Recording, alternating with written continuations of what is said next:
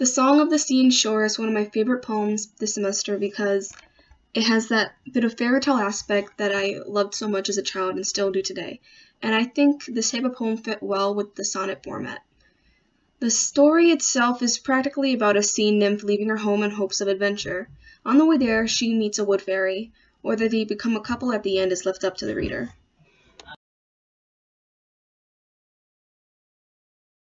Sea foam tickled young nymph's skin as her slim form pushed against icy winds, cooling her scaly yet delicate cobalt skin. Although she loved the sea, she felt incomplete. Nymph pondered for days and left her home. She wanted to explore, to witness new things, but fate had wrapped her in its scarlet strings. In the distance, a stout fairy sauntered alone, her scruff tawny hair cut above her pointy ears. She played a silver flute, a melody soft yet strong, which persuaded young Nymph to sing along. Nymph twirled as she sang for Fairy to overhear. Although Fairy noticed her, she continued to play. If the gods will it, I would love for you to stay.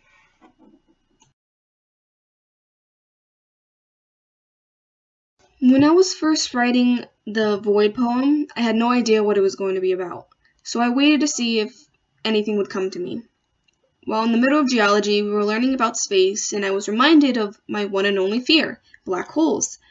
Now, I am not the type of person to be scared of spiders or killer clowns, but black holes are an entirely different story. I felt like writing an enigma poem on my fear of black holes because I would be able to write about what specifically happens once you enter a black hole and why it's scary. I get a little existential toward the end as well as the creative juices flowed.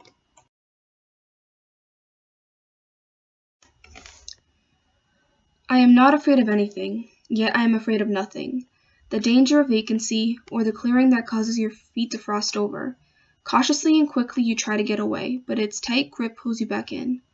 Where do you go once you enter its grease-rimmed mouth? Do you come out the other side? Is it a hole or a spiraling tunnel? A channel without light, a pit with no ending, just a broken window of desolation that strings you into infinity, coiling you into a cramped space like a can of flake tuna. But you won't smell fishy.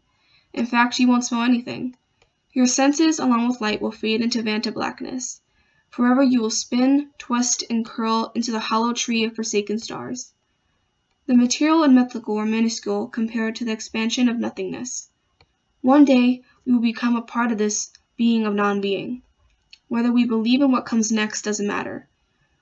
We end up in the same place, land up in the same order we were before existence. We won't recognize each other. We won't remember who we once were. So lay with me, my friend, as we await Nyx's embrace. Feel how my hand trembles as its charcoal eye traps us in its gaze. I pray that it will be quick, when Nyx pulls us into its ebony sheath that devours the sickly remains of Mother Earth. Its stomach grumbles, never to be satiated. Nyx waits at the end of the horizon, calling to us desperately. The further we try to get away from it, the stronger it pulls us back in. We try to get away, to hold onto anything we can latch ourselves onto. But unlike most things, Nyx is patient, because at the end it gets what it wants. Everything.